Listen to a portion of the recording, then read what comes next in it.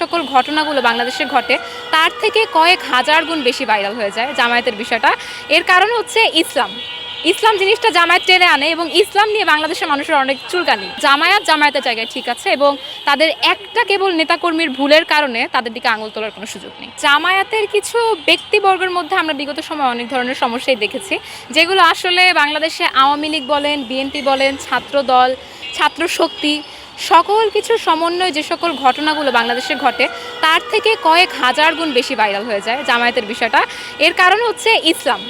ইসলাম জিনিসটা জামায়াত টেনে আনে এবং ইসলাম নিয়ে বাংলাদেশের মানুষের অনেক চুলকানি, যার কারণে জামায়াতের কোনো কিছু ছিটেফেটা হলে কিন্তু এটা অনেক বেশি ভাইরাল হয়। কিন্তু আমি মনে করি যে জামায়াতের যে আদর্শ তারা এখনও ধরে রেখেছে, যে এই এমপিকে কিন্তু তার পদ বাতিল করার যে একটা আবেদন উঠে এসেছে এবং তাকে কিন্তু তাৎক্ষণিক বহিষ্কার করা হয়েছে, এই যে নীতিটা জামায়াত এখনও বাংলাদেশে ধরে রেখেছে, এইটার জন্য আমি মনে করি এটা তাদের একটা ভালো দিক এবং তাদের উপর আঙুল তোলার আসলে কোনো সুযোগ নেই। কারণ বাংলাদেশের অন্যান্য দল তাদের দিকে তাকালে কেবল ধর্ষণ না, কেবল অসামাজিক কার্যকলাপ না, আমরা চাঁদা তোলা থেকে শুরু করে বাংলাদেশের জনগণের, বাংলাদেশের রাষ্ট্রযন্ত্রের, বাংলাদেশের পরিচালনাকারী প্রত্যেকদের সাথে যে বেইমানিগুলো আমরা দেখেছি, ধর্ষণ, গুম, খুন, রাহাজানি, ধানক্ষেত থেকে উঠে এসে টেম্পু স্ট্যান্ডে চাঁদাবাজি করা সহ বিভিন্ন জিনিস, এবং আওয়ামী লীগের যেই গুম খুনের রাজনীতি, সকল কিছু কিন্তু আমরা দেখে এসেছি, কিন্তু তাদেরকে কিন্তু বহিষ্কার করা হয়নি। এমনকি তাদেরকে এই যে পেছনের আমার টাঙানো যে পোস্টারের ছবিগুলো দেখতে পাচ্ছেন তাদের মতোই পদোন্নতি দেওয়া হয়েছে, কারণ তারা দালালিতে সক্ষম হয়েছিলেন।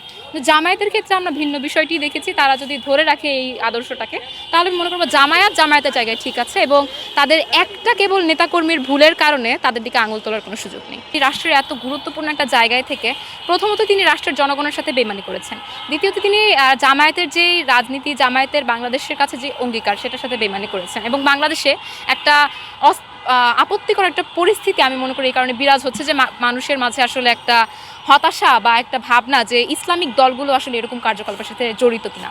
তো এই সমস্ত কারণের জন্য আমি মনে করি তার অবশ্যই এমপি পদ বাতিল হওয়া উচিত এবং তাকে তার যে অসামাজিক কার্যকলাপ এবং এমন একটা পর্যায়ে একটা ক্ষমতায় থেকে যে অসামাজিক কার্যকলাপ, এটার জন্য স্পেশালভাবে তার বিচার হওয়া উচিত।